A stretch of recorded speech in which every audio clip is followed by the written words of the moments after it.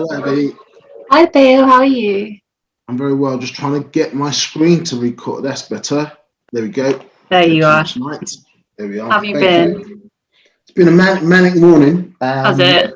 Good, but then my car insurance people are just left hand Oh doesn't know what no. right hand is doing. So I've been on the phone for about 40 minutes, unfortunately. But I'm Oh, in a good that's not space. How are great. you? But yeah, no, I'm not too bad, thank you. Thank Okay, you. balls in your court. Over to you. Awesome. Thank you. Would you first like to tell our listeners just a bit like about yourself, what you do, who you are, that kind of thing? Okay, so I'm a coach and a mentor. I've been doing that through my own practice over the last 3.5 years. So I started my own business 3.5 years as a coach and mentor. Prior to that, if we go way back, probably 1991, I started in social housing. I Oh, worked in nice. housing from about then until 2016. So done every role in there from admin assistant all the way to head of housing services to assistant director for local authorities, housing associations, and a couple of private companies. Before that, I dabbled in working in law, and that was the degree I did at Middlesex Poly, as was law and economics. Then went on to law school, but Oh I never did wow. actually practice law. But hey ho, it is what it is. I got into housing, social housing, loved it. I'm still involved in housing. I mentor some of the bright young sparks moving forward, and I do some training and facilitation around leadership management. And the buzzwords today are equality, diversity, and inclusion. So Yeah. I do that. But today I'm a coach and a mentor. And why did I become a coach and a mentor? I've been thinking about that a lot because I get that question asked a lot. But the bottom line is not getting to where I wanted to get to in the housing world or in my previous world. So what you'll find is I have reinvented myself, pivot to use last year's terminology, and made changes because where I was going in the direction of travel I was on, I didn't reach the, the pinnacle or the goal that I'd set myself. And I just said, okay, if I'm not going to be an executive director, if I'm not going to be a chief exec, I'll find something different. This most recent change had a lot more to do with family, circumstances in life. And so around 2015, 2016, certain things happened in my last place, which I'll talk about probably in 7 years' time. But basically, it led me to sit down with my partner and say, look, I can't do this much anymore. I need to do something differently. Yeah. We've got a blinding job. We've got 3 young boys under the age of 4. I'm approaching the big 50. What else can I do? And setting up my business is one option. Looking at being a coach and a mentor was the real one that drove me. And that's what Yeah. I'm doing today. Oh, very nice. I actually did study law for A level because I did think about it, funnily enough, but not for me at all. Do I regret it? Probably not. Even at that time, the jobs I was applying for, I was just considered too raw. Yeah. I didn't know the ins and outs. I've got a very good friend. We went to school from the age of 11, and at 12, he said, I'm going to be a barrister. He's now a barrister. He's now a silk. He's one of only 3 people that I grew up with who are doing exactly what they said they were going to do at 12. Most of us have done many different things in between. That's life. That's Yeah. life. Yeah. I love that though. I think that's the beauty of life. You get to try so many different things. It's really cool. And just like touching on your relationship with sports throughout your life, have there been any sports that you've really loved, etc.? Yeah, sports have been important. I went to really good schools who took sports seriously. So you name it, cricket, football is the main one. I did football, rugby, cricket, dabbled in hockey, did a lot of athletics. Nice. A lot of athletics. So I did 110 hurdles, probably 70 meters at our age. I don't know, I can't remember. I did the disc, I did the shot put. I was good at the shot put. I did 100 meters, 200 meters. I was better at 200, and I took the second leg at 4x100. Got a great story for that as well. So into Salesians, that's the school I went to. So there's about 5 Salesians in the UK, and we all met every year for an Inter Salesians athletic bout. And our team from Battersea, we only needed to finish to win that year. And we were well ahead. We only needed to finish the 4x100 meter relay. And basically, we ran the relay. And then when I swapped to the third guy, he dropped the baton. He picked it up. We still won the race, but unfortunately, the baton rolled out the laid. So we were just Disqualify you, does it? yeah. Oh, wow, If didn't he know ever, that. yeah, but if he ever reads this or listens to this podcast, I better tell the other story. Many 110-meter hurdle, or wherever the distance was, I was in a final in West London, and steaming ahead as I was, I clipped the third, the fourth, and the fifth hurdle and fell on my back side, and it was hilarious. So all my mates in the stands found it hilarious. Oh, So I yeah, love that. I love sports. Yeah, sports was important, and I can name off the teachers who inspired me: Mr. Doyle, Mr. O'Sullivan, Mr. Regan, Mr. Martin. I mean, even at school, and I'm going to post this to you. Actually, you might find this interesting. There's a Go great for it. picture of me at school when we'd won these trophies at St. Mary's, my primary school. So from the age of 8, we were really into sports. Nice. Yeah, big time. I think sports is important. I encourage my sons to be involved in sports. One of them is madly into sports because I think he's just blessed with being sporty. The twins just take it for granted. It is what it is. They're not competitors per se. Fair enough. They like doing stuff. They like taekwondo. They do taekwondo. Oh, very nice. Nice. But, they have a laugh when it comes to playing football or other team sports. Nice. Yeah, such a big part of my life as well, because in year 6, our teacher, her brother was in the Raiders basketball team. So you'd actually come in and teach us basketball. So like that's why I've always loved basketball more. So yeah, like sports is like a really big thing, I think, for children. And obviously I've read that you do parent support. You're a parent support lead coach for the Chelsea Football Club, and you've done that for 2 years now. Yeah, I should have asked you. The word coach doesn't come into it because that's what I am. Chelsea Academy, run by the amazing Neil Bath. My son got into the academy. He's at the academy now, the eldest. And when I was there as a parent, just sitting around watching the things that they do, amazing facilities, amazing program. The results speak for themselves in terms of who and how they churn out these young, amazing footballers, both male and female. And it occurred to me, speaking to the setup, that there's 3 parts of the process. There's the family, the son, and the academy.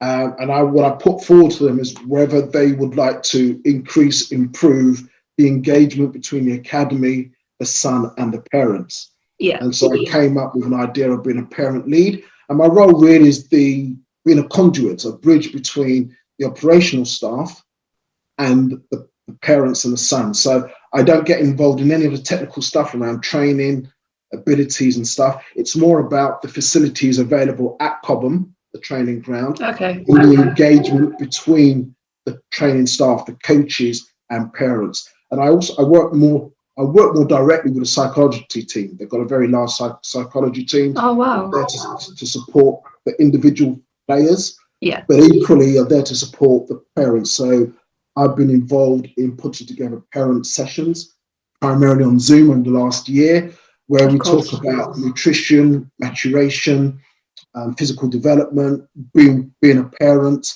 I put together a code of conduct for parents. I put together a complaints process.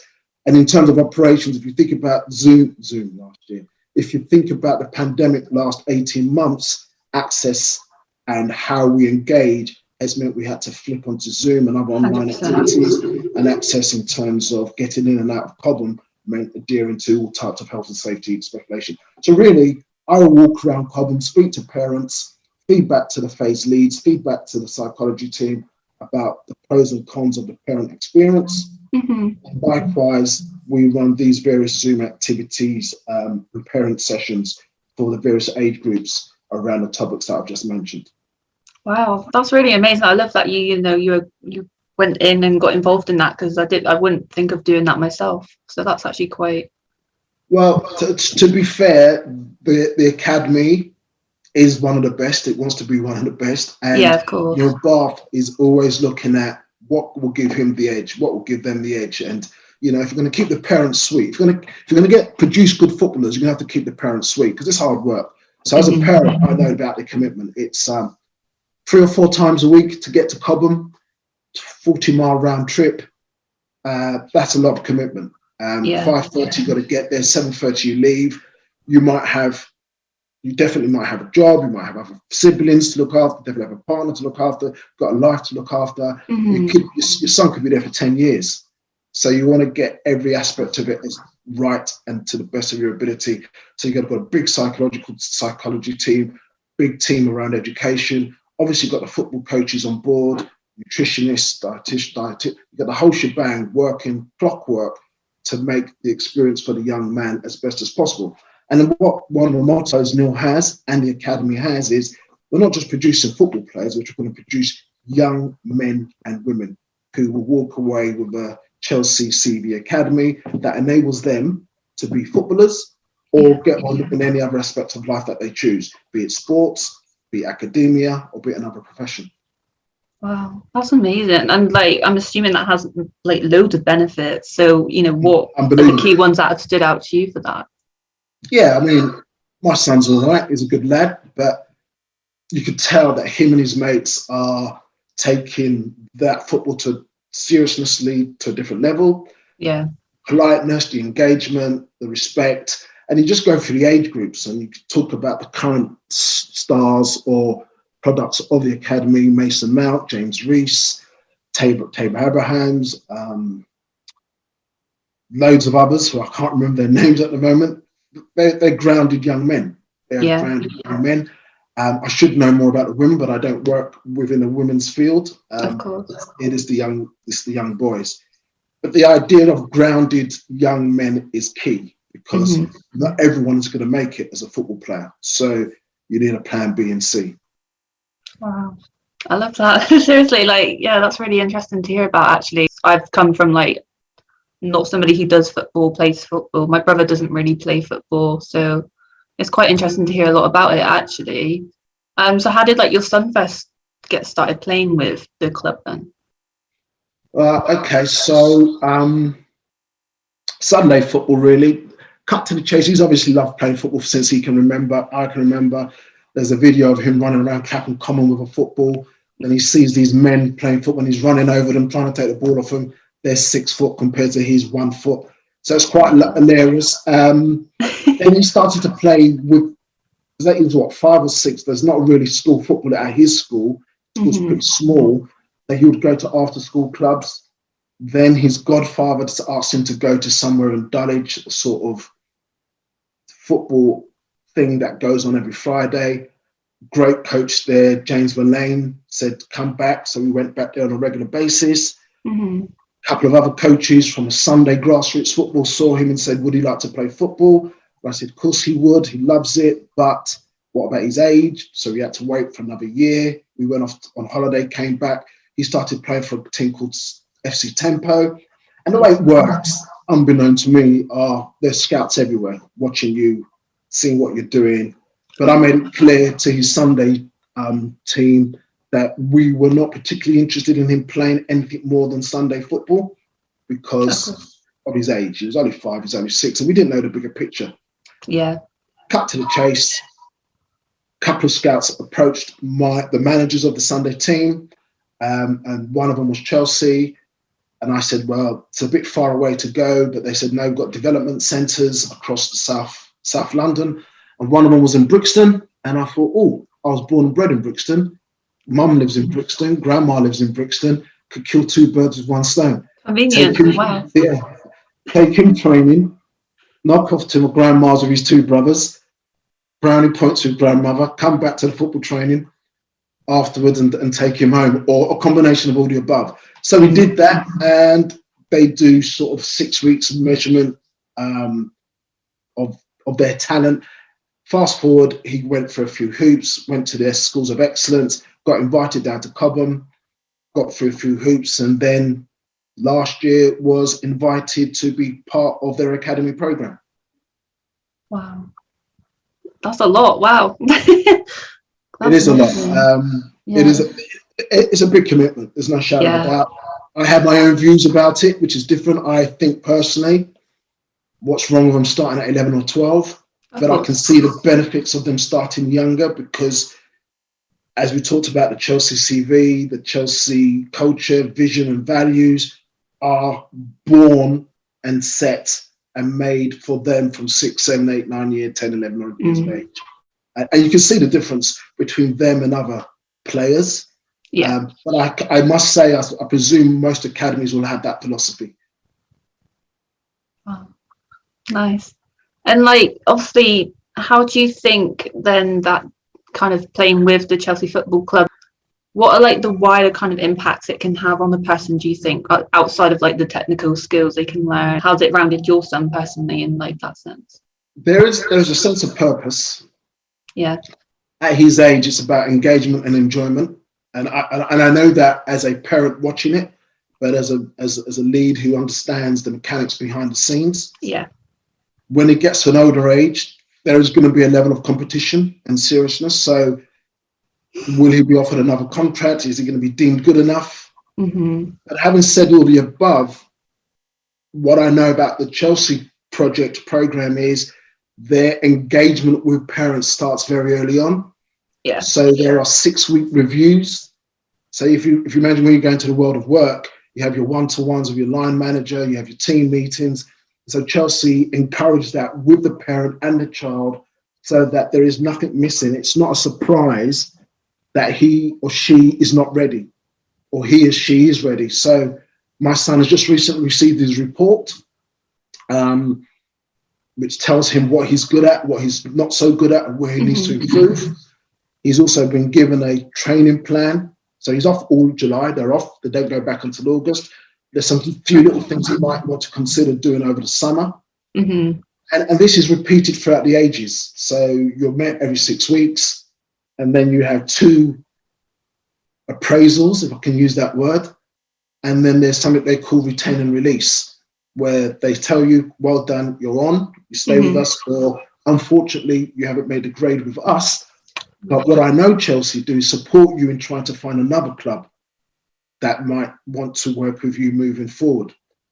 But as I said, as with most academies moving forward, we've got to remember about the safeguarding issues, the engagement issues, and the fact that not everyone is going to be making it as a football player, that they do need to try to bring to the child's attention and the parents' attention that there are other things you can do. Yeah. So, Abby, to answer your question about my son, Kobe, he's a smart lad, fair play. But I think what Chelsea is doing is making him understand and appreciate that he is gifted. Yeah. But do not, forgive me, I'm going to get colloquial here, don't get so big-headed about it. You know, there are actually 13 other boys in his cohort who are gifted, and some of them are more gifted than him. Of course, yeah. Equally, well done, carry on, hard work, application, and be a good lad.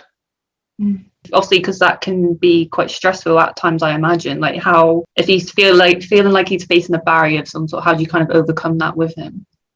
I'm laughing here because I was going to say we don't, but of course we do.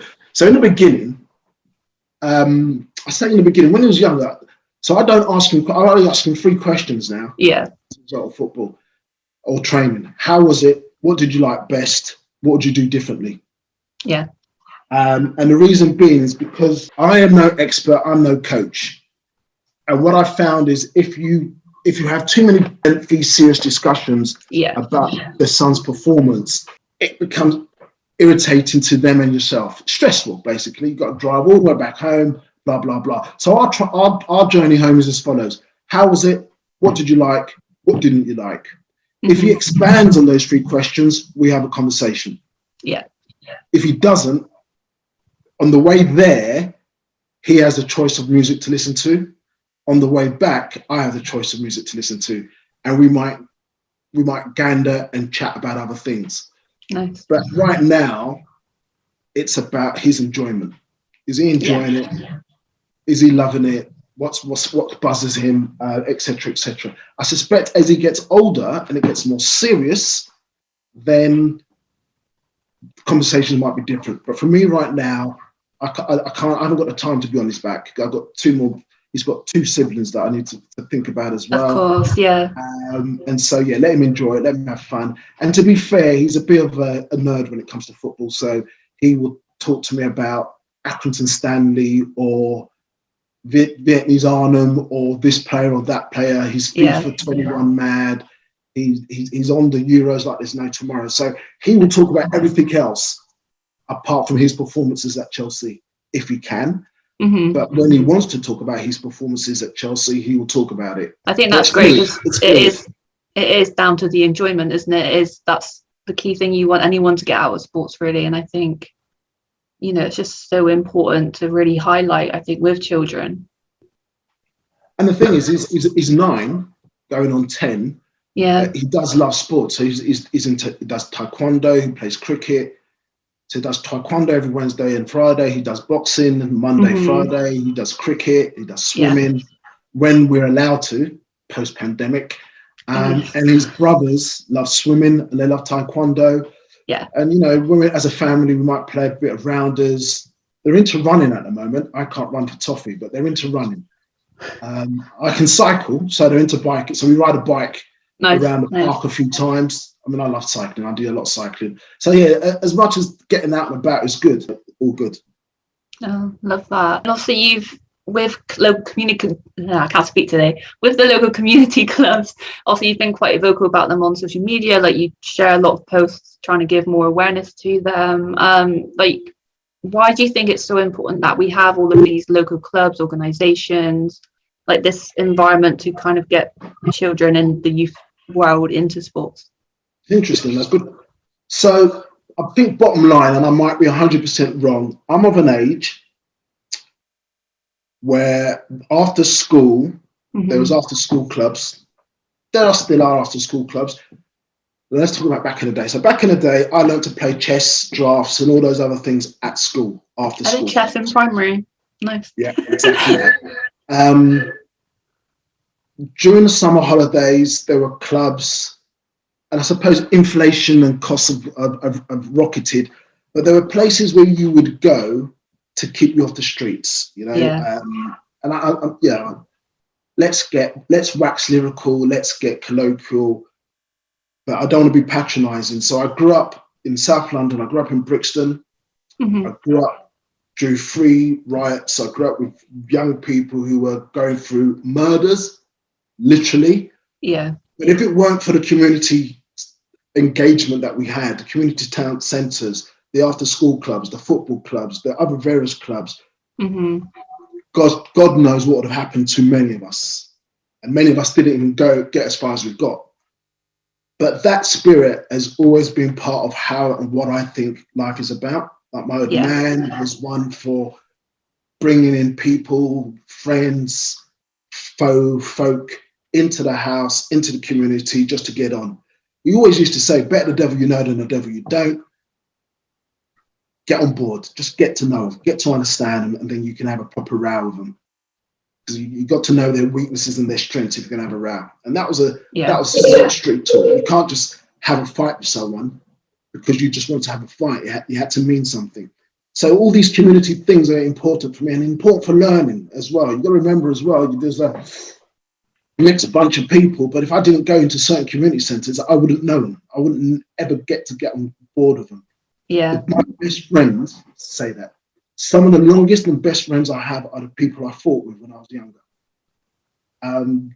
Some of the people who I disliked most are some of the people I respect most now. And the engagement and the environment in which I grew up meant that I was more worldly, to be fair, than I could have been if I had stayed as being insular.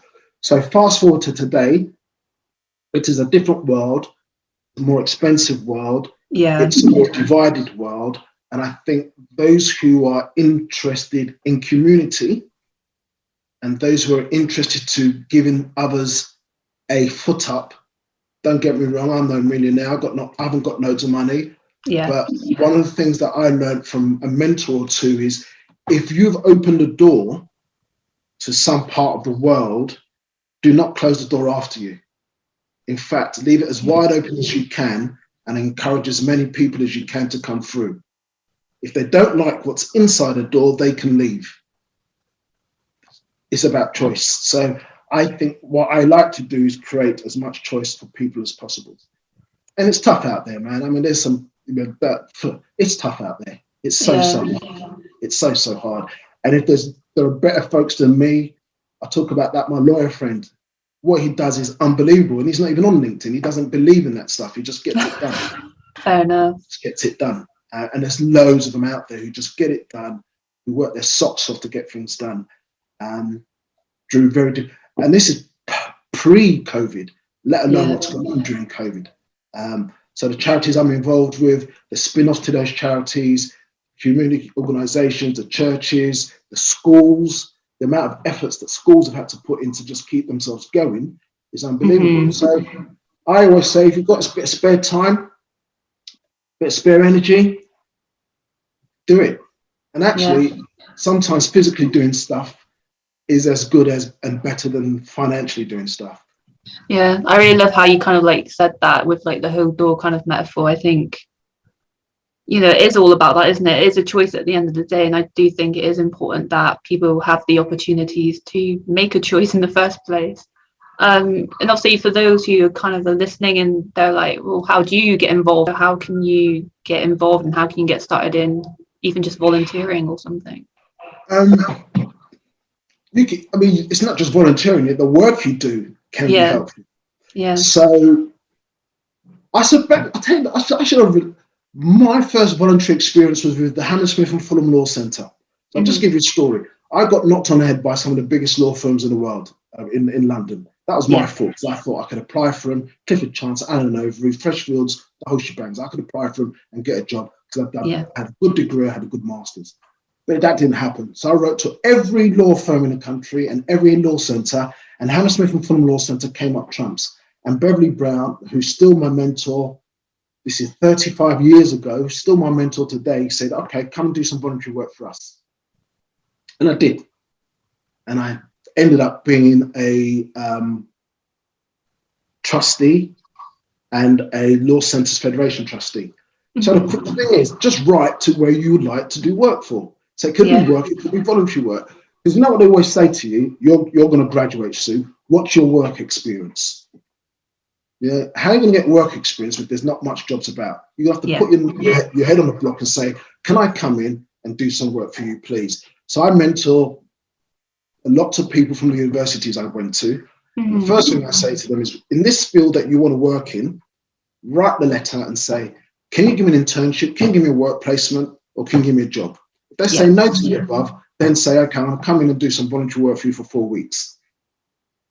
You got to show how much you really want to do this. And once you get in there and you prove your worth, God knows what can happen to you.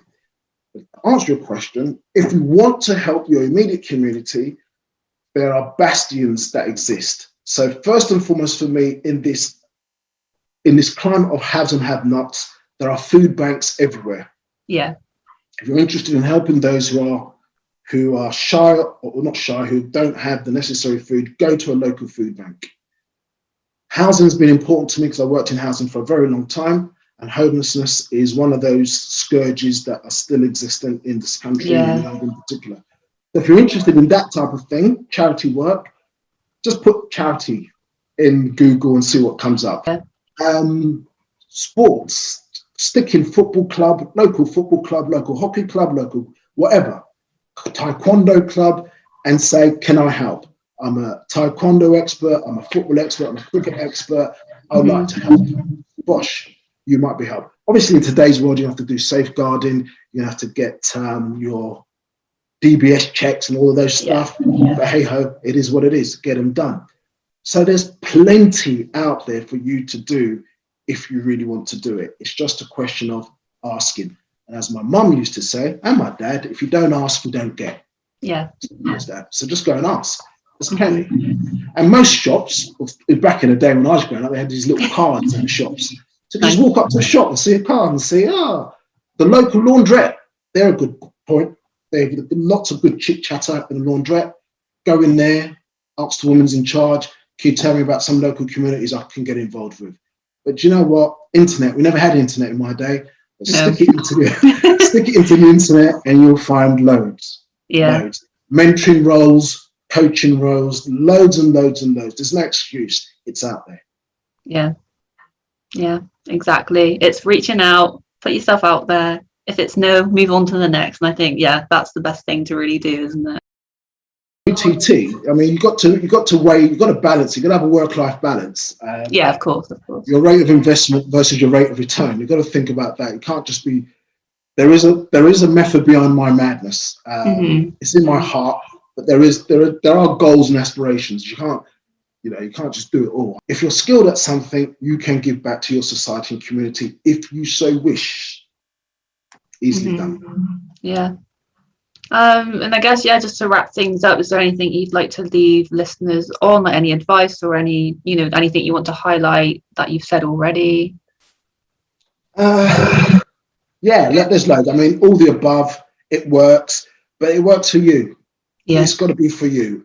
You can't do what you don't want to do. I do think it's about choices, and it's about your own choices most of the time. It's about being given those opportunities. But as someone said to me, opportunity knocks. That used to be a good TV program back in the day, but opportunities are made by others for you, but you need to take them when you see them. It's like my door analogy, knock on a door, they open a door, they say, come in. Yeah. It's about leaving that door open if you're allowed to. Some doors you get told to shut them immediately. Then you have to ask yourself, do you really want to be in this room? Yeah. I've had a couple of experiences of that in my work as well, but that's another story. Yeah. Well, that was, a really insightful conversation. But yeah, no, thank you so much for talking with me today, because it was really interesting, and I think fingers crossed it will be helpful for anyone who's listening. Most definitely. Fingers crossed. I mean, yeah, it's each to our own. Yeah. All right, then, Abby. Thank you so much. Have a good rest of your day.